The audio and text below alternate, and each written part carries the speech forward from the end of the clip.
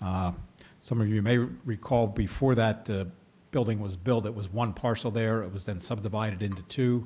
The credit union was built, and that the remainder parcel has been for sale probably close to 15 years or so. It was designed with an access, a secondary access driveway through the credit union property to this property, in addition to the primary access from St. John's Road. What's being proposed is a combination warehouse office building of 9,600 square feet for an electrical contracting business. It's similar to a plan that was approved on the site probably 12 or so years ago for a different business. That plan was never followed through on and constructed. One of the things that that was recommended for approval by the Planning Commission, there was a request from the applicant for some waivers along the frontage.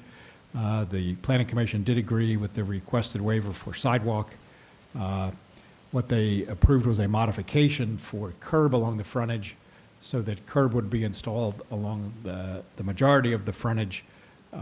Towards the northern end of the property, there's guide rail because the bridge over Cedar Run actually runs through adjacent to the property. Cedar Run runs across the property.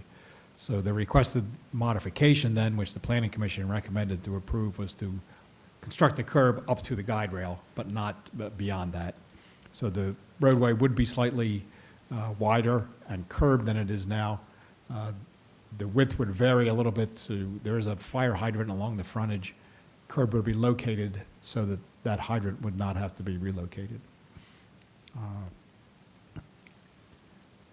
Other than that, I could answer any questions for you. Chris Hoover, the design engineer of the site, is here as well, if there's any questions for him.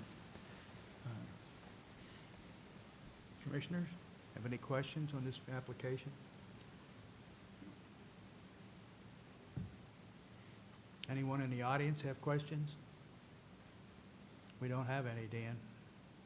Okay.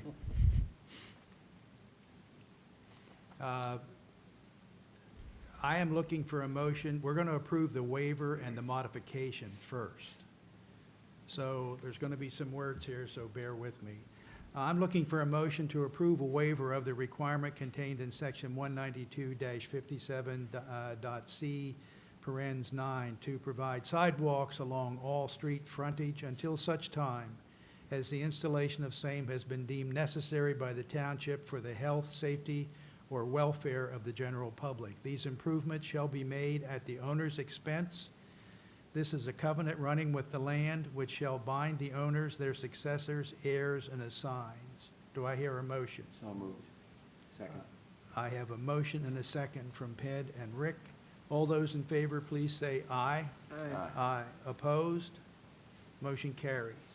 Next, I'm looking for a motion to approve the modification that Dan explained to you about the extent of curb placement. And this is a modification to the requirement contained in sections 192-7.b, parens 2, parens small h, brackets 2, and 192-57.c, parens 8, to provide curbs, and in sections 192-57.b, parens 2, parens small h, brackets 2, 192-57.c, parens 3, to provide fill-in paving on all street frontage to allow construction as shown on the plan until such time as the further installation of same has been deemed necessary by the township for the health, safety, or welfare of the general public. These improvements shall be made at the owner's expense. This is a covenant running with the land, which shall bind the owners, their successors, heirs, and assigns. Do I hear such motion? So moved. I have a motion from Dean and a Question. second from Pitt. Yes, a question. Go ahead, Rick. We're waiving the fill-in paving. This motion is the modification to both the curb and the fill-in paving, because they go together. I got caught up in the paren H bracket B. Good job, Mr. Clark. Call for west. But, Dan, where curb goes in, the infill paving will be done now. Correct. Okay. Okay, Call for all west. right, okay. All those in favor of this motion, please say aye. Aye. Aye. Opposed? Motion carries. These waivers and modifications are not contrary to the public interest, and they maintain the purpose and intent of the subdivision and land development ordinance. So at this time, I'm looking for a motion to approve subdivision land development docket number 2019-13, final land development plan for 1201 St. John's Road contingent upon the following. Number one, Lower Allen Township Authority approval. Number two, Cumberland County Conservation District approval. Number three, providing the executed developers agreement and financial security. And number four, providing the executed stormwater management BMP maintenance agreement. Do I hear such motions? I have a motion from Ped. Do I have a second? Second. And I have a second from Rick. All those in favor, please say aye. Aye. Opposed? Motion carries. Gentlemen, you're in business. You can breathe again. I understand this is J.A. Colva, is that correct? Welcome to the township.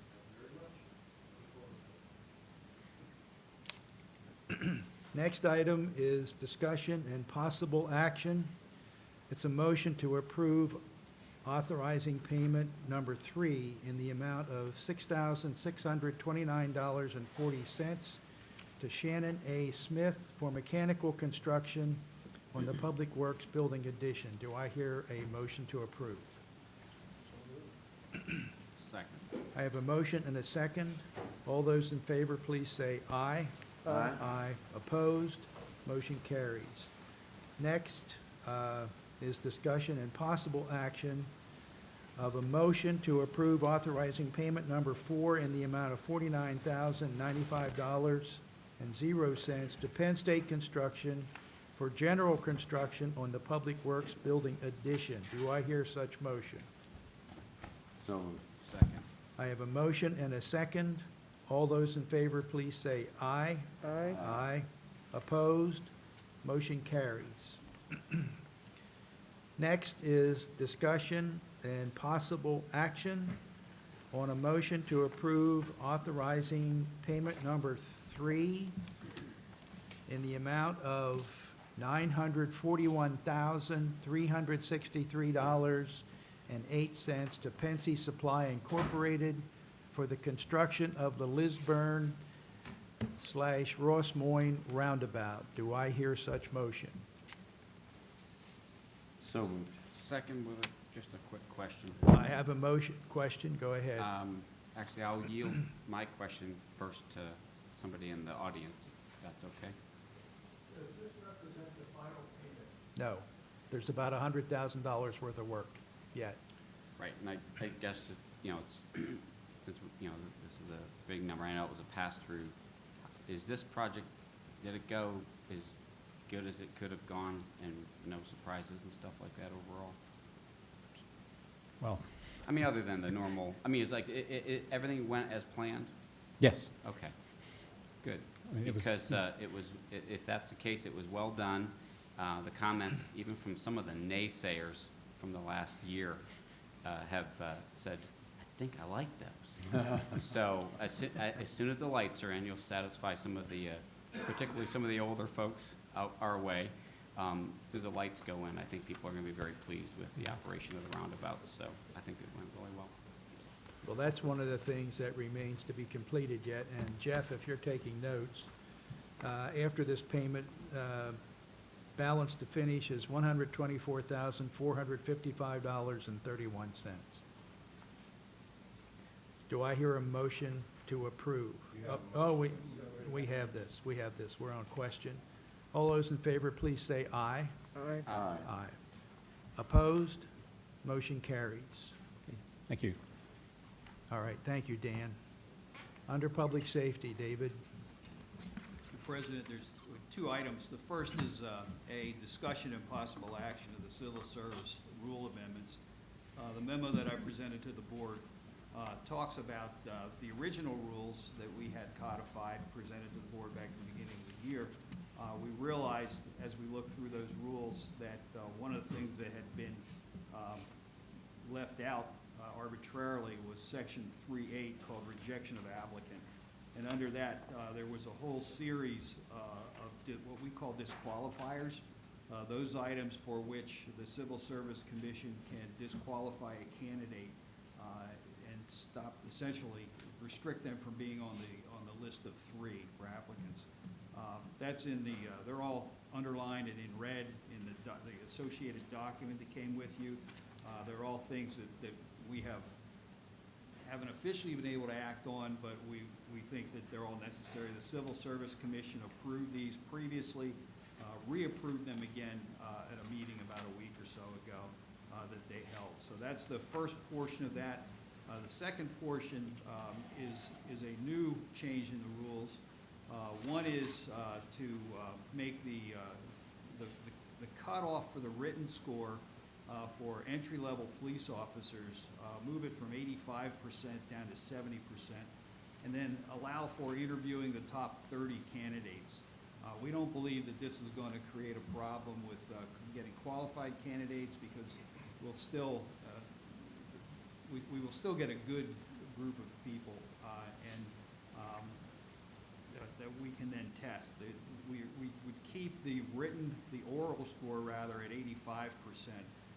But what has happened with the requirement that we have for Act 120 is we get a limited pool of Act 120 officers that are available. And as a result of that, our pool is small, which is in the next, evidenced by the next agenda item after this one. The fact we now will only have 2 people, officers, or potential candidates that will be on the list for consideration for hire. So we think this will broaden the pool.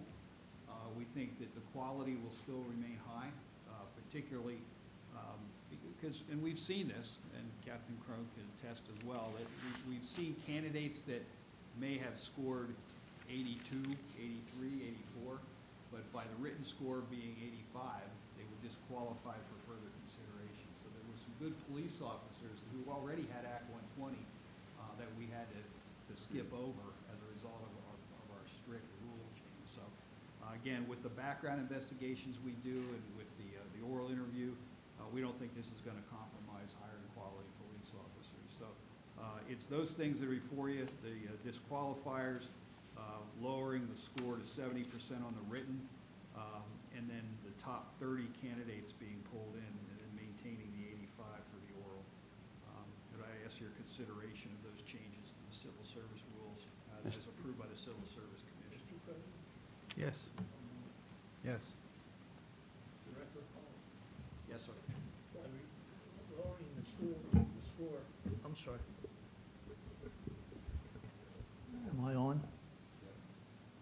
By lowering the score to 70, does that jeopardize anything as far as CALIA or anything else is concerned? No, it will not lower any, or not jeopardize any accreditation standard. You know, we honored, and rightly so, individuals tonight who rose to the top, and thanks to them, we have a safer township. But you mentioned that these are folks that have done their Act, what is it, Act 180? Act 120 is a 120. mandatory certification. What kind of questions would we be asking, would be asked of them that these folks who've already graduated the academy that couldn't answer? I'm uncomfortable with, I mean, going on, I mean, you said people with 82, 83. If you go from 85 to 70, it sounds like an awful dip. When we took a look at, because we looked at what the possibilities could be, we looked at the current test scores. There were some really good some of them were actually currently police officers who were looking to move to other departments. And because the written test it's not a skills test. Essentially, they ask math questions, reading questions. Now, you would think you'd be able to pass that with a 70, but it's a standardized test that the Pennsylvania Chiefs of Police puts out. Not everybody's good at taking those kind of tests, even though they're good quality candidates. And So it does not mean that we drop the bar to a whole group of 71s. But there were people that did not, candidates that did not score 85, which is a pretty high bar in that kind of a test. Especially some of them that maybe not had taken those kind of standardized tests for a while. So what this does is it allows them to get into the process. It allows us to evaluate them. There are a series of hoops they still will have to jump through in terms of the oral board, in terms of the background investigation, and that's what the disqualifiers are about. They can be disqualified if their background doesn't come back. So there's really good options. Go ahead, Leon. To speak to this historically a little bit, there was a time in law enforcement when we had a dearth of candidates. You would get 300 candidates for one position. We don't have that anymore. But when I came on the job here, it was a while back, but the standard was 70% for passing on that written exam. I did a little better than that, but that was the standard at the time. And because we had so many candidates, we needed a way to limit the pool so that we weren't interviewing candidates for 7 days straight just to find the cream of the crop there. So we cut it down to an 85%. The pendulum swung the other way. This last time around, we had 13 eligible candidates to do interviews on, as opposed to historically 60. So we need to find a way to broaden our pool of potential candidates, and this swing of the written exam does that for us. As the director stated, we still have very high standards. They're going to be reflected in the background check, in the oral interviews, but this gets more candidates in front of us so that we can actually see the quality of their character as opposed to how they can take a test. Well, that was my reasoning for asking. I know all about standardized testing, and I think it stinks at every level. But I just wondered what the questioning would be like, and if it's not police issues to speak of, then there needs to be other ways of doing it. So I'm more comfortable with that then. Thank you. Why did we drop from 85 to 70? Why couldn't we have Well, it gone was to- 70 and went to 85 when It they was were. 70 when at there was one a- point, as Right. Captain explained, and It, it went up to 85. it was 70 historically, and then we tightened it down to 85 because we had too many candidates doing too well. We needed a smaller pool, opening back up to 70. And don't forget the other part of this is we're limiting our pool actually to 30 candidates. So if we have a particularly difficult group, candidates 1 through 30 might be ranging in scores from 99 down to 70. But by and large, I think we're going to find that the candidates are still in that upper echelon. You're probably going to have candidates 1 through 30 scoring 99 Okay, that was to my 79 or 80 or 81. But that's kind of a fallback just in case. But we're taking the 30 best of whatever's presented before us. So you look for the higher scores anyway? Yes. Okay. I get Yes. it. I had only one other, and I'm okay with the testing. I have to tell you, for the future, I couldn't read the red type. Yeah, It was difficult to read. I just couldn't, so I didn't. So I'm going to take No, you I at couldn't your either. word. That was probably scanned, I don't know. I don't either. All I know is it's terrible. I think the most important part were the disqualifiers. They're pretty tough. Commissioners, you actually voted on these same disqualifiers before. They were an amendment to a prior version of the civil service rules and regulations. And I'll fall on the sword for this one. When we presented you the consolidated civil service rules and regulations, that particular section slipped through the cracks. We're just bringing it back before you to reaffirm what you and the Civil Service Commission have done before. Was this a test? This was a test. I'm good Thank with you, this. Leon. Thanks. I'm sure you did much better than 70. Okay. Are you ready for action on this, Dave? Yes. Do I hear a motion to approve these civil service rules amendments? so moved. I have a motion and a Second. second. All those in favor, please say aye. Aye. Opposed? Motion carries. David? The final item that I have is the police officer revised eligibility list and conditional hiring. you accepted Tim Cox's, Officer Cox's resignation earlier to be effective on the 31st, and so as to hopefully not allow for manpower to diminish, we went back to the Civil Service Commission. Remember that the Civil Service listed Officer Bulldozer, who was here tonight for her award, and it was her, Jonathan Newcomer, and Ryan Menor. Jonathan Newcomer was hired as was Nicole on July the 1st or shortly thereafter. But we go back to that list, and there was only then Ryan Menor on that list. So we went back to the pool, and what we talked about earlier with not a lot of officers or not a lot of candidates being on the list. The only other one that was there, and he was not eligible to be even considered for the list, was Zach Walters. He was not eligible because we require Act 120 training. And at the time that list was composed, he was in the part-time academy and was not eligible since he didn't have Act 120 certification. He will be graduating from the academy, is highly spoken of in this month, December graduation. And so we would just recommend that he be added. The Civil Service Commission voted to add him to the list. It's unfortunately a list of 2 because we don't have a third. So hopefully we've covered that now under the rules for future considerations. But we would request your permission to create that list with Zach Walters and Ryan Menor as the new eligibility list. And then we would be reaching out to one or more of those. Zach is also is a military veteran, so he would be first selection item. And if that didn't work, then we would move on. And if neither one of them were capable of coming aboard or willing to come aboard, then unfortunately we're waiting until the next testing regimen is done and we can come before you with a new list of 3. So that would be the recommendation to hopefully the commissioners would see to creating the new list so we can move forward to fill Tim Cox's position. Okay. I am looking for possible action to add Zach Walters to the Police Department eligibility list.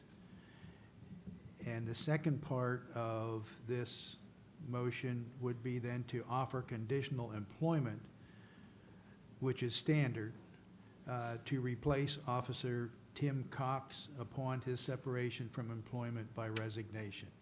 I'll make that motion, Mr. President. Thank you. I have a motion. Do I have a second? Question, Yes. Second, go ahead, Pat. question. So who are the, Zach Walters and Ryan, are they replacing? Is that the motion? No, Zach Walters would be the conditional offer. Right. You know, and if he does not accept, then we would move on from there.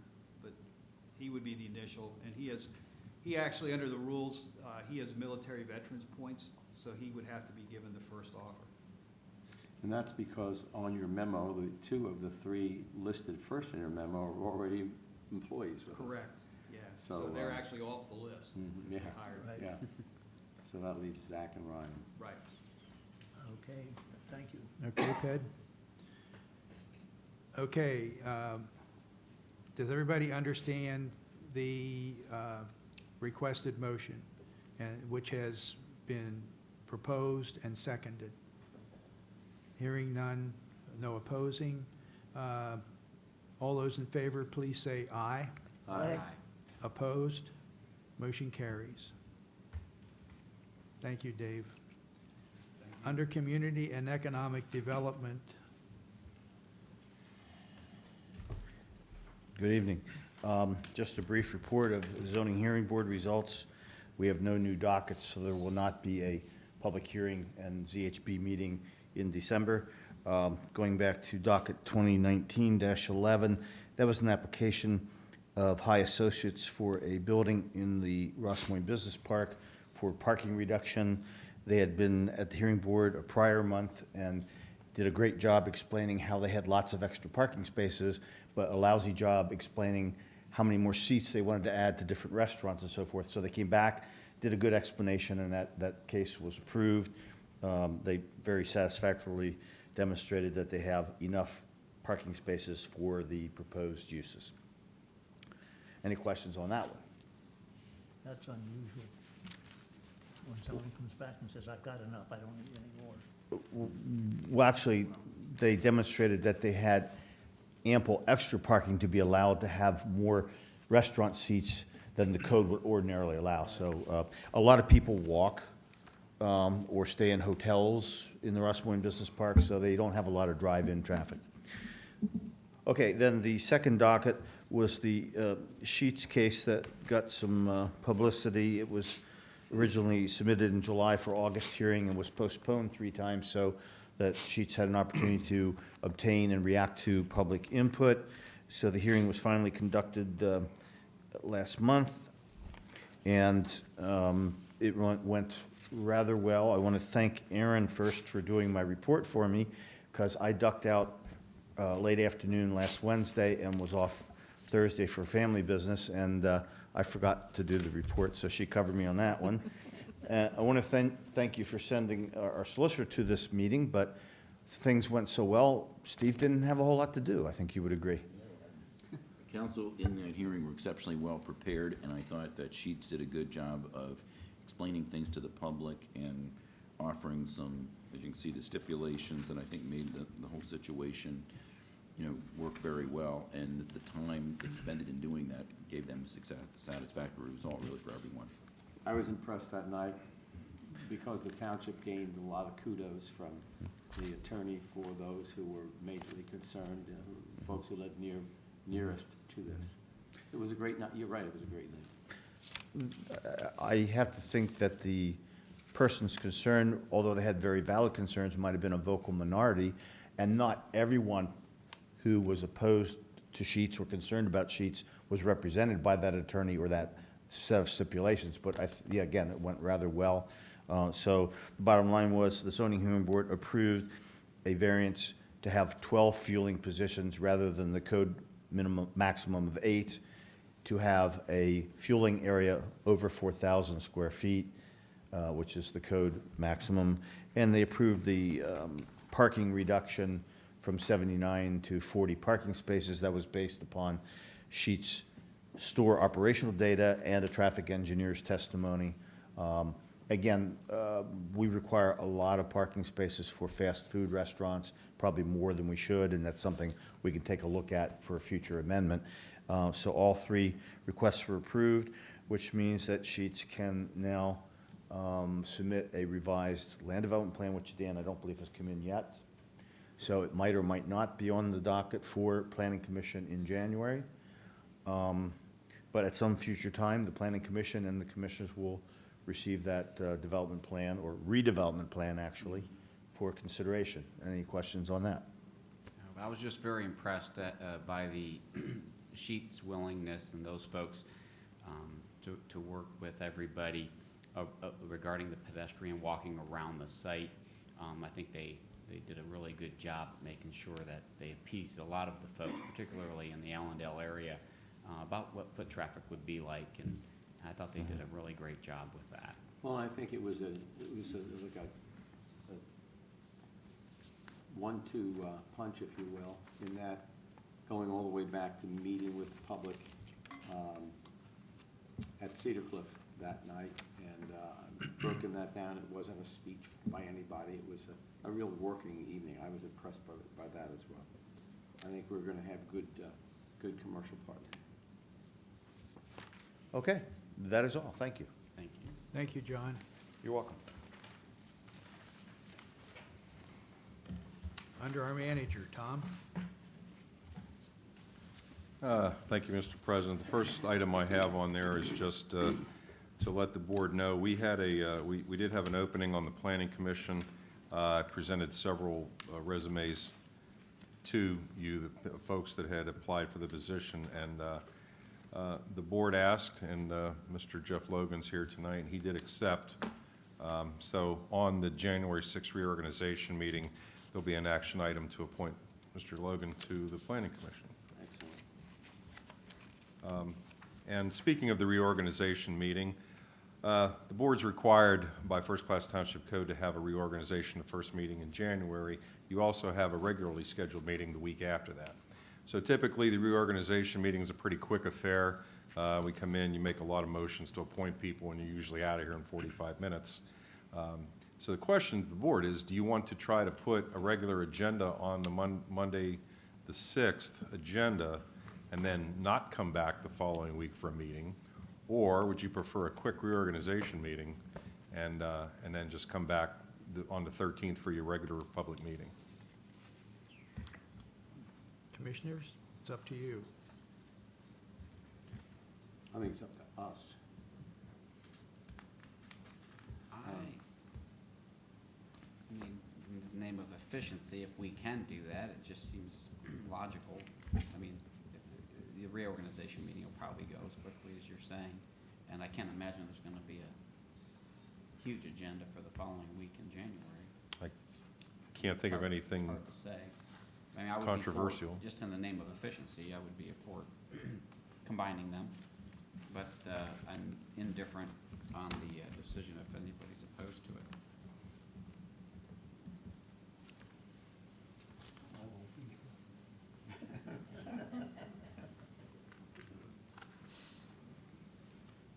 Do I have a motion to We need a motion? either of You know, these? not Or a really. show of hands, a straw vote of some kind? I am as indifferent as Vice President Malone. I can go either way. I'll have to figure out something to do with the next Monday night. Code. That's fine with me.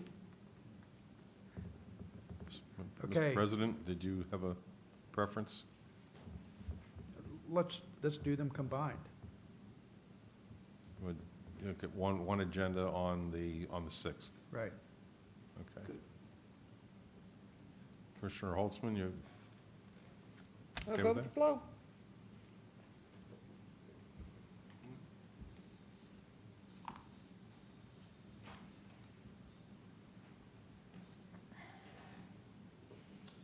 Okay. Tom, you have anything else? I do not. It's time for commissioners' reports. Tonight, we'll start with Dan.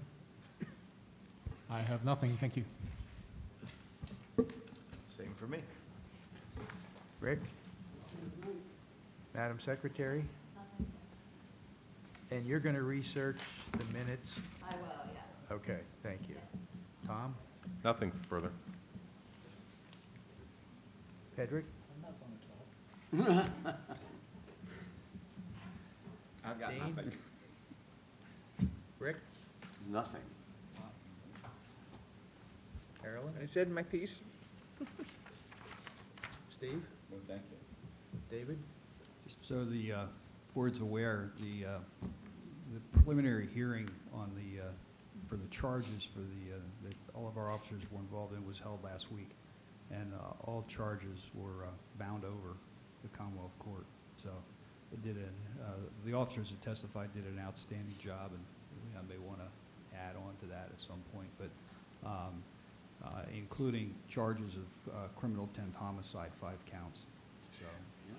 Good. So it's some pretty heavy things, and the DA amended some additional charges that will bring mandatory minimum if they were found, if the defendant was found guilty of 20 years. So it was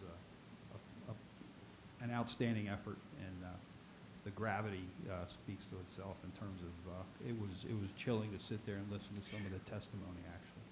So just wanted to make the board aware. Thank you. Thank you. Thank you, Dave. Aaron? I will be in Virginia for the next meeting, so happy holidays. Thank you, Aaron. Thank you for the gifts, though. Anybody in the audience have anything to add? And I have nothing, so I am declaring the meeting adjourned. Good meeting, Mr. President.